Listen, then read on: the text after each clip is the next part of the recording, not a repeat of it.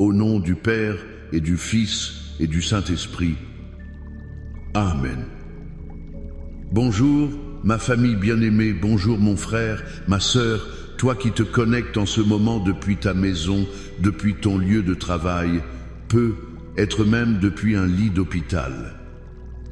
Je veux te dire que tu n'es pas seul.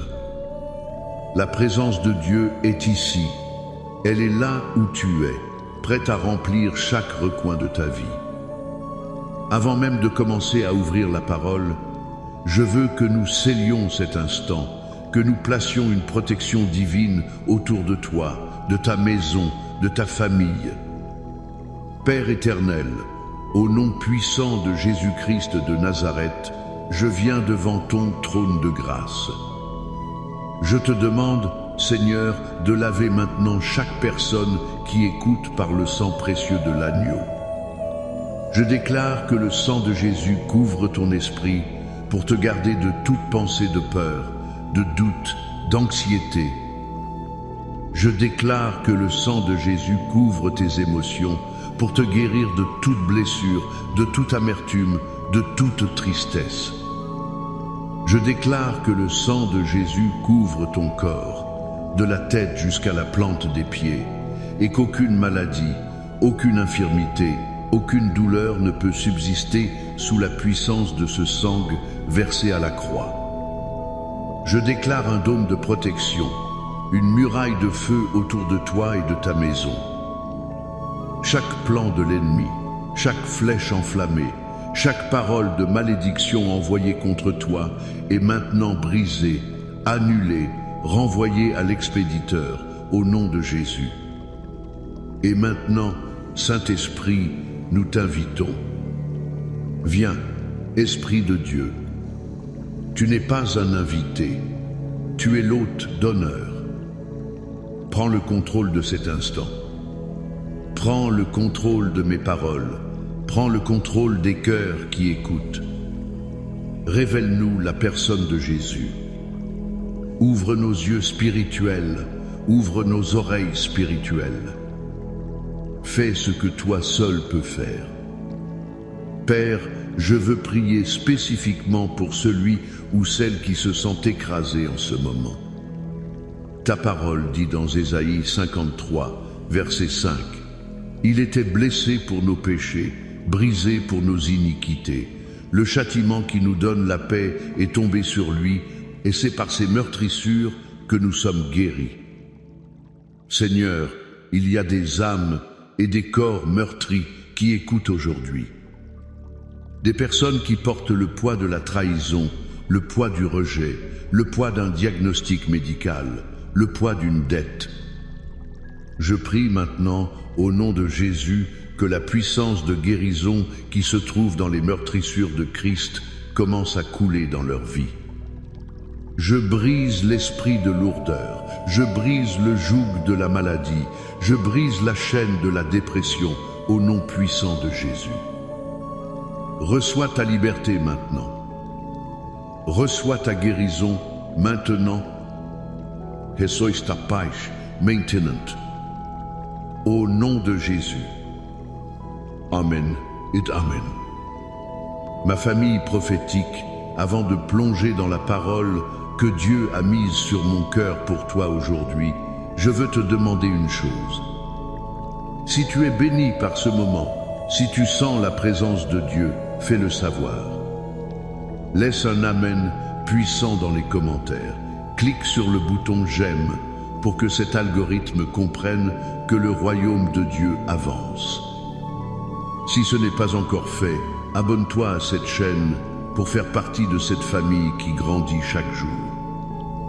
Et le plus important, je veux te lancer un défi de foi. Partage cette vidéo maintenant à 7 personnes. 7, le chiffre de la perfection divine. Tu ne sais pas qui, dans tes contacts, a besoin d'entendre ce message aujourd'hui. Sois un canal de bénédiction. Et je te fais une promesse. À la fin de ce temps, je prierai spécifiquement et avec ferveur pour la restauration des familles brisées et pour la guérison divine sur les maladies que les médecins ont déclarées incurables. Reste jusqu'à la fin, car un miracle porte ton nom. Aujourd'hui, le Seigneur veut nous parler de la restauration. Le thème que Dieu a mis sur mon cœur est tiré d'un des passages les plus connus, mais peut être l'un des moins profondément compris de la Bible, le psaume 23. Et le titre de ce message est « Le Seigneur restaure mon âme et mon corps ». Trop souvent, nous lisons le psaume 23 lors des funérailles. Nous l'associons à la vallée de l'ombre de la mort, à la fin de la vie. Mais c'est une erreur. Le psaume 23 Newton n'est pas un psaume de mort, c'est un psaume de vie. C'est un psaume de provision, de protection, de direction et surtout de restauration. David commence par cette déclaration de foi absolue. « L'Éternel est mon berger, je ne manquerai de rien. » Tout commence ici. Ta restauration commence quand tu déclares qui est ton berger. Si c'est ton travail, ton compte en banque, tes relations ou même tes propres forces qui sont ton berger, tu manqueras de quelque chose. Mais si l'Éternel est ton berger, alors la promesse est formelle. Tu ne manqueras de rien. Mon premier point aujourd'hui est la restauration de l'âme. Le verset 3 dit « Il restaure mon âme ». Arrêtons-nous un instant sur ces mots. Que signifie restaurer ? Ce n'est pas juste réparer. Ce n'est pas mettre un pansement sur une blessure. Le mot hébreu ici est shub, qui a une signification très profonde. Il signifie ramener, faire revenir, rafraîchir, renouveler. Dieu ne vient pas simplement colmater les brèches de ton âme. Il la ramène à son état originel, à la pureté et à la paix qu'elle avait avant que le péché, la douleur, le traumatisme ne viennent la fracturer. Ton âme, c'est le siège de tes pensées, de ta volonté, de tes émotions.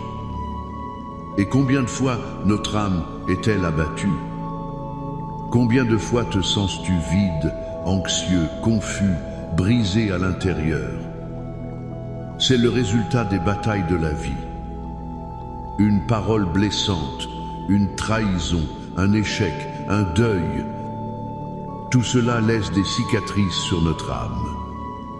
On peut sourire à l'extérieur, aller à l'église, dire tout va bien, mais à l'intérieur, l'âme est en morceaux.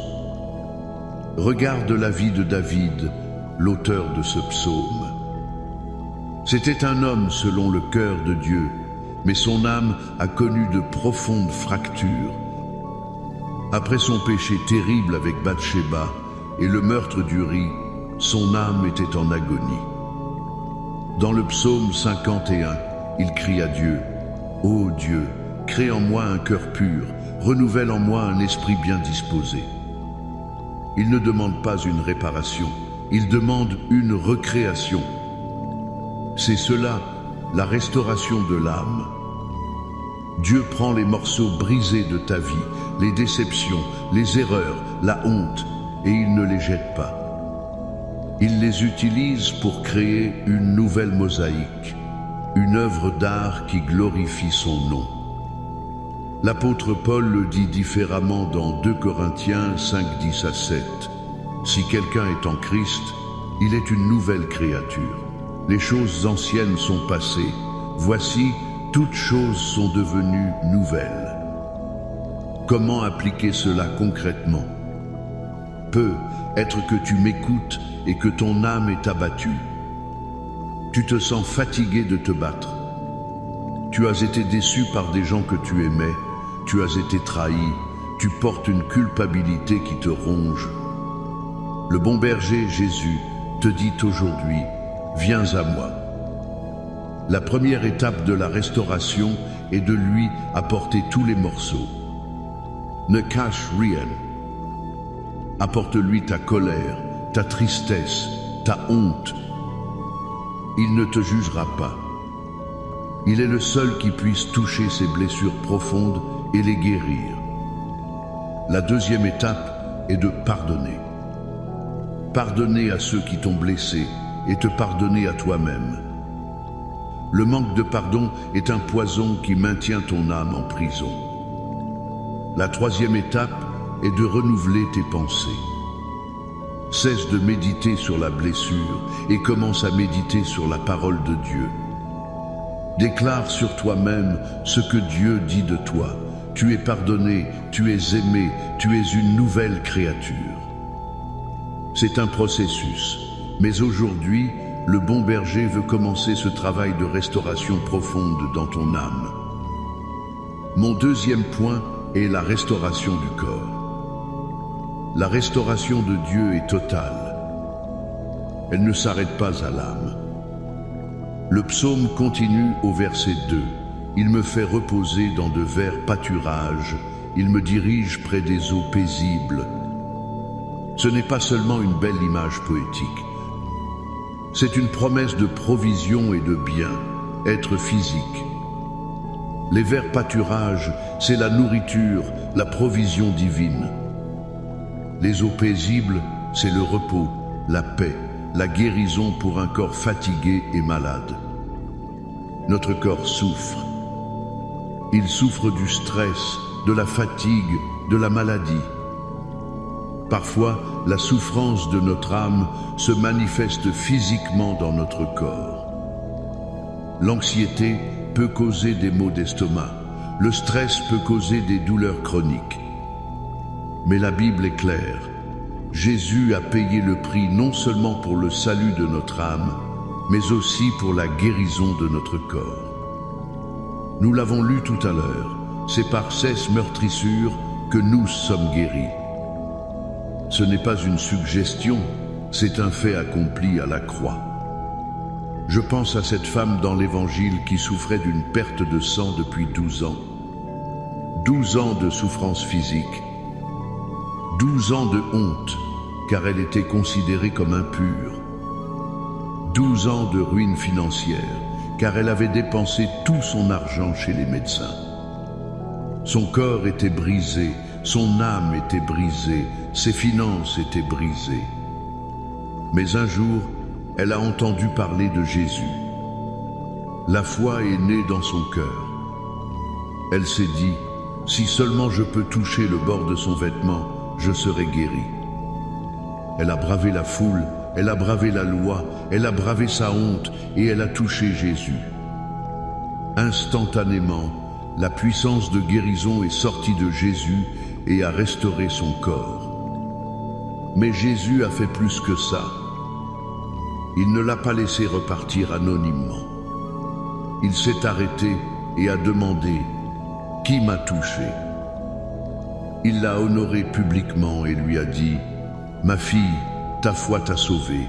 Va en paix et sois guérie de ton mal. » Il a restauré son corps, mais aussi sa dignité, son identité, sa place dans la société. C'est ça, la restauration totale de notre Dieu. Peut être que tu es dans la situation de cette femme. Cela fait des années que tu souffres d'une maladie chronique. Les médecins t'ont donné un diagnostic qui sonne comme une sentence. La douleur fait partie de ton quotidien. Écoute-moi bien. Le même Jésus qui a guéri cette femme il y a 2000 ans est le même hier, aujourd'hui et éternellement. Sa puissance n'a pas diminué. Ce qu'il te demande aujourd'hui, c'est un acte de foi. Peut être que tu ne peux pas le toucher physiquement, mais tu peux toucher le trône de sa grâce par la prière. Tu peux étendre ta main par la foi, maintenant, là où tu es, et croire que la vertu de guérison de Jésus coule en toi. Je déclare que ce qui est impossible pour les hommes est possible pour Dieu. Je déclare que le rapport du médecin n'est pas le rapport final. Le rapport final appartient à l'Éternel, le Dieu qui te guérit, Jéhovah Rapha. Alors, que ce soit ton âme qui est brisée ou ton corps qui est malade, le psaume 23 est ta promesse aujourd'hui. L'Éternel est ton berger. Il veut restaurer ton âme et il veut te faire reposer, te guérir dans les verts pâturages de sa grâce. Crois-le, saisis-le et reçois-le au nom de Jésus. Maintenant, avant de prier, je veux que nous nous armions. Je veux que nous prenions une position d'autorité spirituelle. Je veux que nous déclarions ensemble le psaume de la protection divine par excellence.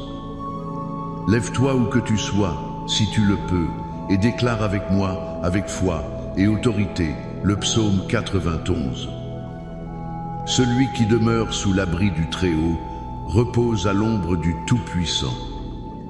Je dis à l'Éternel, mon refuge et ma forteresse, mon Dieu en qui je me confie. Car c'est lui qui te délivre du filet de l'oiseleur, de la peste et de ses ravages. Il te couvrira de ses plumes, et tu trouveras un refuge sous ses ailes. Sa fidélité est un bouclier et une cuirasse.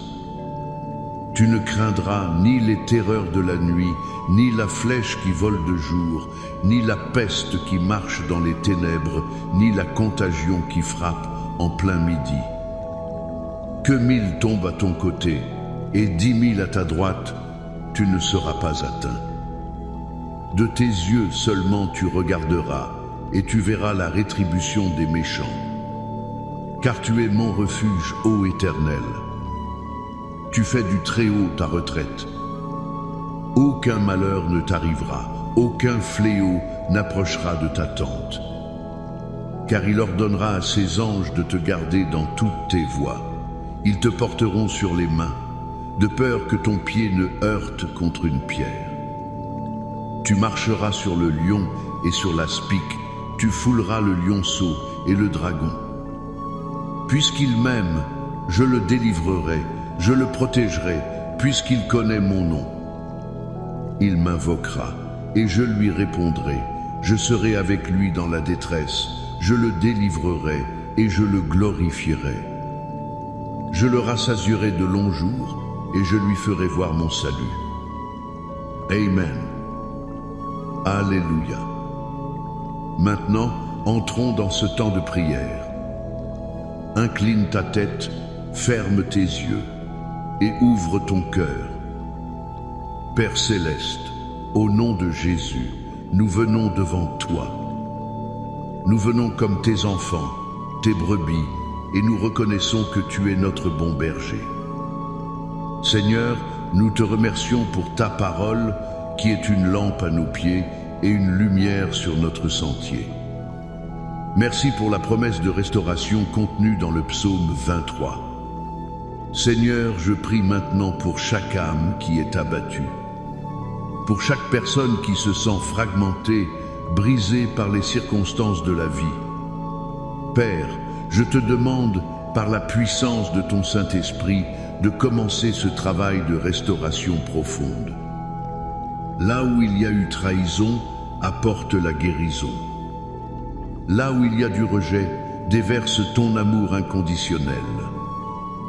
Là où il y a de la culpabilité et de la honte, je déclare que le sang de Jésus lave et purifie complètement. Je déclare que les choses anciennes sont passées et que voici, toutes choses sont devenues nouvelles. Je libère sur toi un esprit de paix, un esprit de joie, un esprit de force, au nom de Jésus. Reçois le renouvellement de ton âme maintenant. Et maintenant, Père, comme je l'ai promis, je lève devant toi toutes les familles. Seigneur, tu es le Dieu qui place les solitaires dans des familles. Tu es la division. C'est pourquoi, au nom de Jésus, je m'oppose à tout esprit de divorce, de séparation, de dispute, de haine qui opère dans les foyers. Je prie pour la réconciliation entre les maris et les femmes. Que l'amour qui s'est refroidi soit ravivé par le feu de ton esprit. Je prie pour les enfants rebelles, les fils et les filles prodigues. Seigneur, où qu'ils soient, envoie tes anges pour les ramener à la maison, pour les ramener à toi. Je brise les malédictions générationnelles de divorce, d'addiction, de violence, de pauvreté. Je déclare que ta famille est une famille sacerdotale, une lignée choisie, scellée pour la gloire de Dieu. Que la paix de Christ, qui surpasse toute intelligence, règne dans ta maison, maintenant, au nom de Jésus. Et je prie pour les corps, Seigneur. Je me tiens sur la promesse d'Ésaïe 53. Par les meurtrissures de Jésus, nous sommes guéris. Alors, au nom de Jésus, je parle à chaque maladie, à chaque infirmité, à chaque douleur. Cancer, je t'ordonne de te dessécher à la racine et de quitter ce corps. Diabète, je t'ordonne de te normaliser. Douleur chronique, fibromyalgie, arthrite, je vous commande de cesser maintenant. Esprit de dépression, esprit d'anxiété, je vous lie et je vous chasse de ces esprits, au nom de Jésus. Tu meurs, tu n'as aucun droit légal, tu dois disparaître. Je libère la puissance de résurrection de Jésus-Christ dans chaque cellule, chaque organe, chaque système de ton corps. Sois guéri, sois restauré, sois rendu complet, de la tête aux pieds, au nom puissant de Jésus. Père, je prie aussi pour une percée financière. Tu es Yehovah Jireh, notre pourvoyeur. Je brise le joug de la dette, du manque, du chômage. J'ouvre les écluses des cieux sur tes finances.